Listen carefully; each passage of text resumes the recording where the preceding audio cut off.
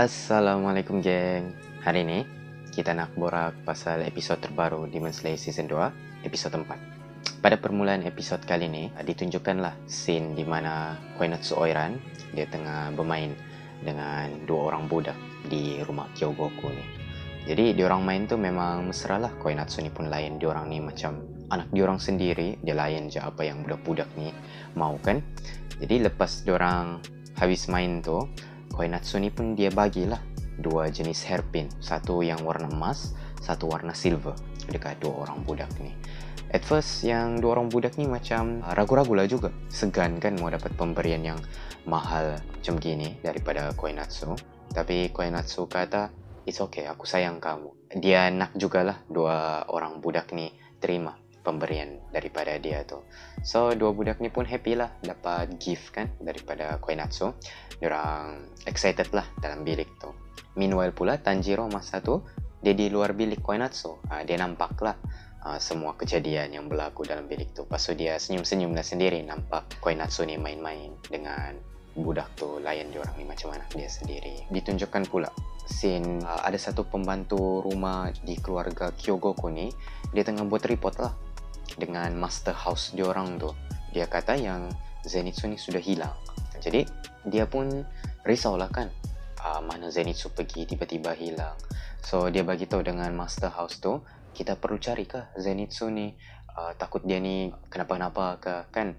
Lepas tu yang master house ni kata biarlah dia tu, mungkin dia dah lari daripada rumah ni. Sebab dia tahulah Warabihime baru je pukul Zenitsu kan ya, malam semalam. So mungkin sebabkan tu Zenitsu tak tahan, dia pergi larikan diri. Tapi pembantu rumah tu dia masih lah juga tak sedap hati. Jadi dia macam pujuk lagi lah master house tu supaya macam pergi cari Zenitsu. Jadi master house tu dia rasa annoyed. Lepas tu dia pergi buang barang dekat pembantu rumah tu. Dia kata, kau diam, kau jangan cakap apa-apa lagi gitu. Biar dia tu. Pembantu rumah ni pun dia give up lah. Dia undur diri. Lepas tu dia pergi dari situ. Yang master house ni pun dia rasa frust lah kan. Sebab dia punya isteri pun Omitsu tu baru mati berapa hari lalu. Lepas tu pekerja baru diorang ni, si Zenitsu tu hilang lagi. Dan dia kata dalam hati dia, ini semua jadi sebab diorang bagi marah Warabihime Oiran. Tu dia kata. Okay. Lepas tu pula Inosuke dengan Tanjiro ni diorang berjumpa lah. Diorang buat meeting dekat atas bumbung rumah. And Inosuke ni pun dia bagi tahulah dengan Tanjiro yang dia terjumpa demon. Lepas tu dia describe lah dengan Tanjiro demon tu macam mana kan. Tapi Inosuke ni dia describe macam sembarang aja dia describe. Jadi Tanjiro ni pun dia confused lah. Dia mau imagine pun tak dapat. Masa dia orang tengah cerita-cerita tu, sepatutnya Uzui dengan Zenitsu pun ada untuk meeting diorang tu. Tapi diorang berdua ni belum sampai lagi. And masa Inosuke dengan Tanjiro masih lagi cerita-cerita masa tu, tiba-tiba Tengen sampai. Tengen sampai, dia terus kata dengan Inosuke dengan Tanjiro, Zenitsu tak akan datang. Jadi masa Inosuke nampak Tengen tiba-tiba muncul tu kan, kagumlah dia dengan Tengen. Dia kata, ni orang betul-betul bukan orang biasa. Dia datang ni tiada bunyi langsung. Inosuke memang tak rasa apa-apa pun. Dia tak rasa, dia tak dengar bunyi, dia tak rasakan getaran di udara tu macam kalau ada orang mau datang kan. Dia tak rasa langsung. Uzui ini tiba-tiba muncul macam hantu begitu.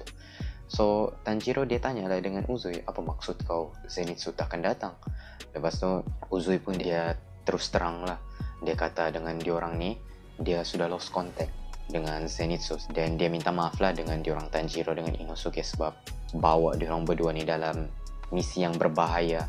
Dia katalah dia akan settle benda ni seorang diri. Dia minta lah Inosuke dengan Tanjiro ni balik, keluarlah daripada entertainment district tu. At first Tanjiro ni dia refuse lah, dia mau juga ikut. Lepas tu Uzui kata, kau jangan salah faham, yang penting kamu hidup. Itu je yang penting. So memang Hashira ni memang begitulah kan perangai diorang. Diorang akan utamakan nyawa orang lain dulu daripada nyawa diorang sendiri. Macam Rengoku lah juga, okay? Dia akan pastikan dulu semua orang di tren tu selamat. Dia tak kisah kalau dia terkorban. Begitulah juga Uzui. Dia mau diorang Tanjiro dengan Inosuke ni tak kenapa-kenapa. Cukuplah Zenitsu je yang hilang. Dia tak nak lagi diorang berdua ni hilang sekali. So lepas dia habis cakap tu, Tengen ni dia pergilah daripada meeting diorang tu. So Tanjiro kata ni mungkin sebab kita ni rank rendahan kot. Jadi mungkin dia tak trust lagi kita. Tanjiro ni pun dia cakap lah dengan Inosuke, nanti malam ni kita jumpa lagi. Aku akan pergi rumah Ogimoto, tempat kau tu. Kita cari demon gitulah. Jadi Inosuke ni pun masa tu dia marah lah Tanjiro. So kenapa tak pergi sekarang kan? Inosuke baru je jumpa demon tadi. Pergilah sekarang, investigate sekarang. Lepas tu Tanjiro ni pun dia explain lah, sekarang ni Zenitsu sudah hilang. And at the same time, demon yang dia cuba kejar tu pun hilang juga. Pada waktu pagi kan.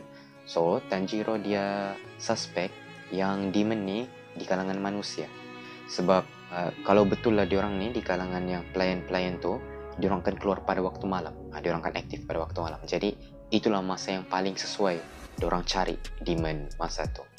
So Inosuke ni pun okey lah, dia yalah okey lah, malam nantilah kita investigate. Macam tu lah kan. Inosuke dia balik pergi keluarga Ogimoto, Tanjiro dia balik pergi keluarga Tokito. So masa Tanjiro balik pergi keluarga Tokito tu, dia buatlah persiapan dia bersemua kan. Dia tukar pakaian dia, dan dia pergi jumpa Koinatsu dengan seragam Demon Slayer dia tu lah. Lepas tu Koinatsu nampak Tanjiro ni yang bukan sudah Sumi. Okay, dia memang Tanjiro sudah kan. Dia hairan lah nampak Tanjiro, kenapa pakaian Tanjiro sudah begitu kan. Dan Tanjiro explain lah dekat dia, dia ni sebenarnya lelaki. Dia sengaja je menyamar jadi perempuan untuk masuk ke tempat pelacuran tu apa semua begitu. Lepas tu Koinatsu ni pun dia cakap lah dengan Tanjiro, ya aku tahu juga kau memang lelaki, memang obvious. Terus Tanjiro masa tu dia shock lah juga. Dia tak expect yang pada hari pertama dia masuk kerja dekat situ memang kantoi sudah dia tu lelaki. Gitu. Tapi Koinatsu ni pun dia tahulah yang Tanjiro ni ada sebab yang tersendiri kenapa dia menyamar jadi perempuan masuk ke tempat pelacuran tu.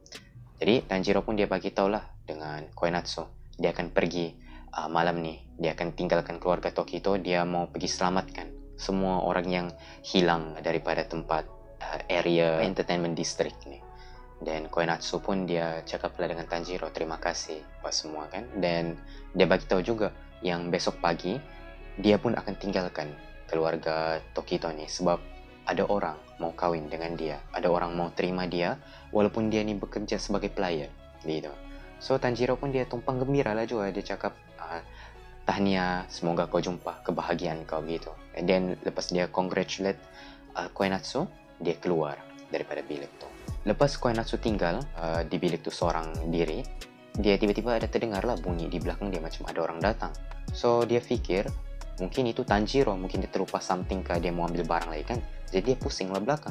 Sekali dia pusing belakang, Daki yang ada masa tu. Jadi Daki dia kata, aku kena makan kau hari ni sebelum kau pergi besok. Daki pun dia tangkap lah Koinatsu masa tu.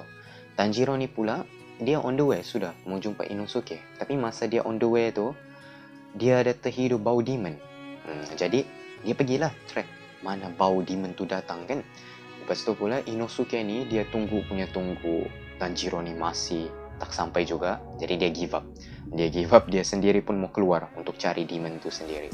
So dia pun buatlah persiapan dia. Dia melompat pergi atas dinding. Kepala dia sudah termasuk atas dinding tu. Dan dia seru tikus untuk ambilkan dia punya pedang. Jadi datanglah dua ekor tikus yang sangat tegap datang bawakan pedang Inosuke. Satu tikus bawa satu pedang. Itulah dia orang bawa pedang. Tu tikus-tikus tu adalah tikus peliharaan Tengen. Okay. Ni tikus ni nama dia Ninju. Macam tikus ninja lah begitu. Okay. Ada orang yang bawakan Inosuke punya pedang. Dan Inosuke dapat pedang dia bersiap-siap apa semua. Dan dia keluar daripada perumahan Ogimoto tu. Lepas tu Tengen pula dia pergi interrogate keluarga Master House Kyogoku ni. Dia datanglah senyap-senyap. Masa tu Master tuan rumah tu dia sendirian kan di bilik dia.